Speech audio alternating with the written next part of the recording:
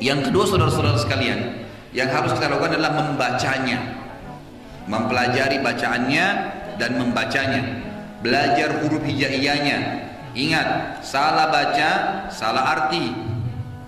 Apalagi kalau anda yang jadi imam, tolong di Indonesia ini kadang-kadang tidak diperhatikan.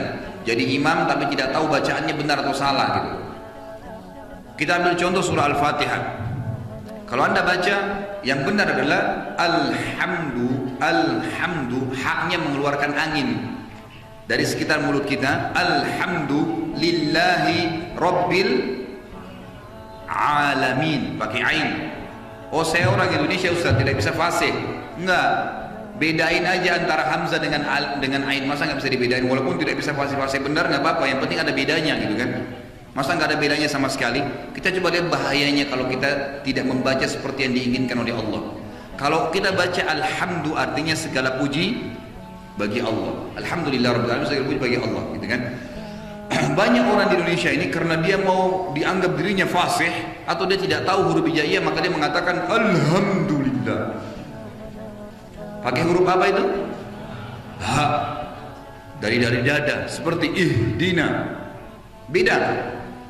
Kalau kita baca alhamdu pakai ha, artinya segala puji bagi Allah. Kalau kita bilang alhamdu, itu kematian bagi Allah.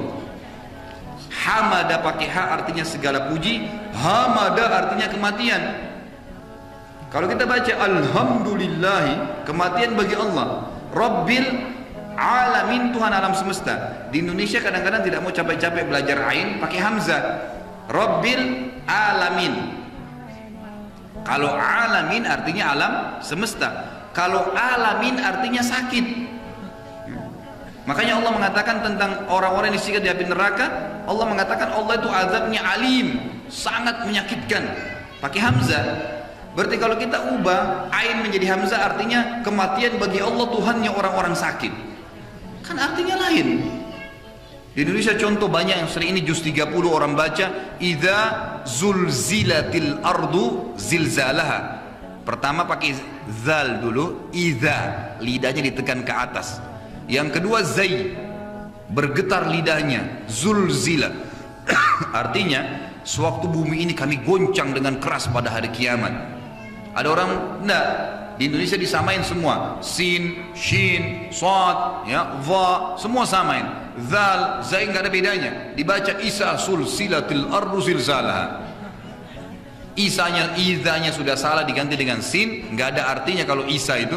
Kemudian kalau zulzila diganti dengan sulsila, pakai sin artinya bersambung-sambung. Tadi artinya kalau bumi bergoncang, ini jadi berganti bumi bersambung-sambung, berubah maknanya. Jadi pelajari huruf hijaiyahnya. Mohon maaf, saya sering kali temukan, bahkan kadang-kadang ada sudah bergelar kiai di mimbar hari Jumat, bacanya salah. Ini gimana caranya ini, gitu kan? Nggak boleh, harus belajar huruf hijaiyah, jangan lalu belajar agar tidak keliru gitu. Beda saudara antara sin dengan shin, beda antara sad dengan dad, beda dengan dha, ya, itu dengan zai, dengan zal, beda semuanya, harus dibedakan. Dan beda juga dengan tha, ini yang paling sering salah. Alif ba ta tha, anginnya dikeluarkan, lidah ditekan di atas. Wa ala thalathati, beda, bukan wa ala salasati, lain artinya, ucapannya pun beda. Jadi pelajari juru huruf hijaiyahnya, kemudian baca, rutin dibaca. Ini seperti Allah katakan dalam surah Al-Alaq, dalilnya urutan 96 ayat 1, a'udzubillahi minasyaitonir rajim, iqra bismi rabbikal ladzi khalaq. Bacalah, kata para ulama, baca dengan bacaan yang Allah mau, bukan yang kita mau. Kalau ada dosen anda misalnya datang, orang barat, orang Inggris, dia bawa bukunya dalam bahasa Inggris, dia bilang coba baca buat saya. Lalu anda baca dalam bahasa Indonesia, dia terima nggak? Nggak bisa. Dia mau kita baca dalam bahasa Inggris, manusia mungkin dia marah, jangan, saya mau dalam bahasa Inggris yang tertulis di buku itu. Nggak, kita tetap baca bahasa Indonesia, nggak bisa. Al-Quran tidak kita samakan dengan Allah. Allah ingin kita pelajari dalam bahasa Arab, dia pelajari dengan bahasa Arab yang seperti yang Allah maukan.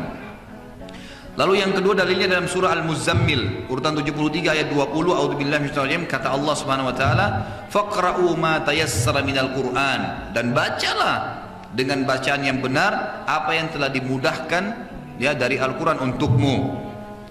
Kemudian Allah katakan juga sama dalam surah Muzammil urutan 73 ayat 4 kepada Nabi sallallahu alaihi wasallam pada saat beliau diperintahkan bangun salat malam, a'udzubillahi minasyaitonir rajim, auzid alaihi warattilil qur'ana tartila. Dan tambahlah bacaan-bacaan Qur'anmu setiap hari hai Muhammad, serta tartilkanlah. Apa itu tartilkan? Baca dengan tenang, dengan benar, ya, tadabburi ayatnya gitu.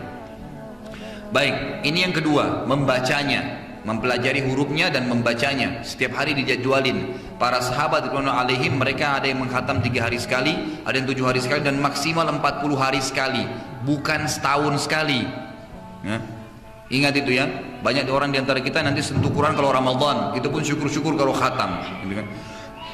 Jadi ini harus dibaca terus.